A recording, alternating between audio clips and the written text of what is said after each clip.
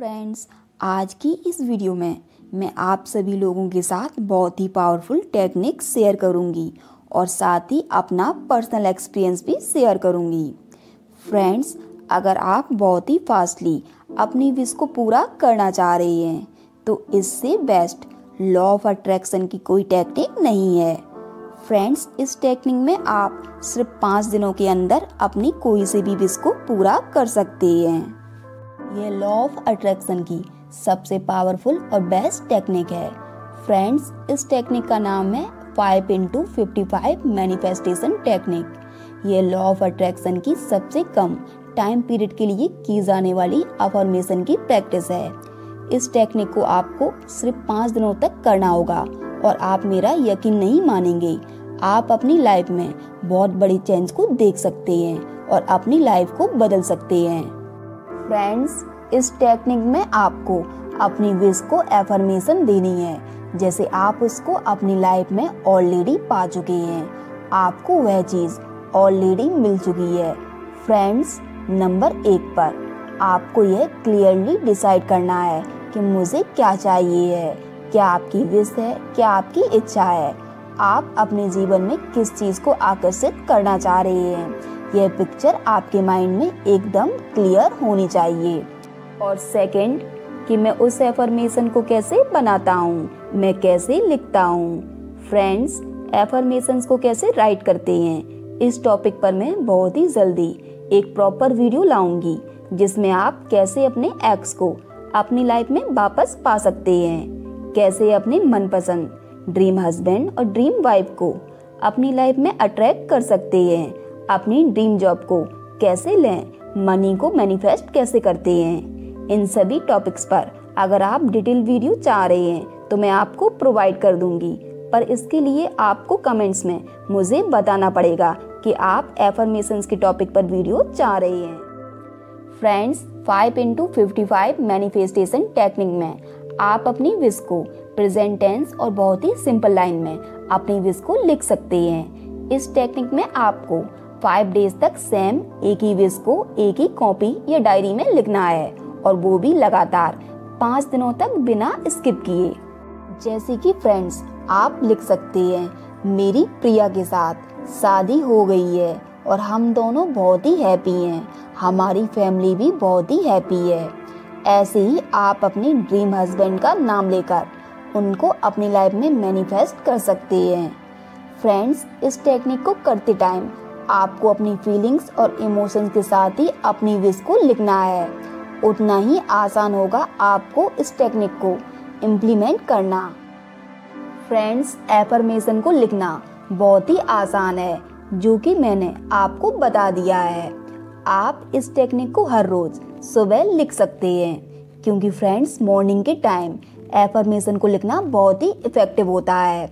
अगर जो लोग मॉर्निंग के टाइम नहीं लिख सकते हैं तो आप सोने से पहले लगातार 5 दिनों तक अपनी विश को 55 बार हर रोज लिख सकते हैं, पर आपको एक भी दिन का गैप नहीं करना है। इस टेक्निक को करने के बाद भी अगर आपकी विश पूरी नहीं होती है तो आप क्या करें। आप इन 2 कामों में से फ्रेंड्स कोई एक काम को कर सकते हैं। पहला काम, उस विश को उधर ही स्किप कर सकते हैं और अपने आप को दूसरी चीज़ में बिजी कर लें, क्योंकि काफ़ी बार यूनिवर्स ऐसा करता है, जब हम उस चीज़ के लिए पूरा रेडी होंगे हमें वह चीज़ तभी मिलेगी। और कभी कभी यूनिवर्स ने आपके लिए आपकी विश से भी बड़ा सोच रखा होता है, वह आपको सही समय पर एक सही पर्सन के साथ कब मिल जाए इसका कुछ पता नहीं। इसलिए आप कुछ टाइम के लिए अपनी उस विश को स्किप करके खुद को अदर काम में बिजी कर लें। जब यूनिवर्स को आपको वह चीज़ देनी होगी तब आपको अपने आप वह चीज़ मिल जाएगी। फ्रेंड्स, अपनी विश को यूनिवर्स पर छोड़ दें। दूसरा काम, आप उसी विश को कंटिन्यू 1 मंथ या जब तक आपको वह चीज़ मिल नहीं जाती तब तक आप अपनी विश को डेली लिखते रहें, तो वह कभी न कभी मैनिफेस्ट हो जाएगी। फ्रेंड्स, ये टेक्निक बहुत ही इफेक्टिव है। अभी तक जब भी मैंने इसे किया है तो सभी विशेस मेरी पूरी हुई हैं। फ्रेंड्स, इस टेक्निक को लेकर मैं अपना एक पर्सनल एक्सपीरियंस आप सभी के साथ शेयर करती हूँ।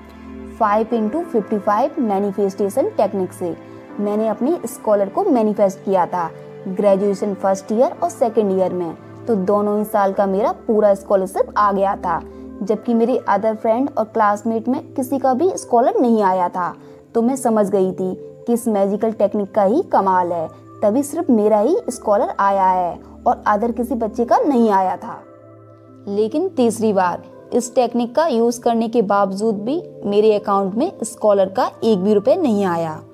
इसके पीछे का भी एक रीज़न है, वो भी मैं आप सभी के साथ शेयर कर देती हूँ।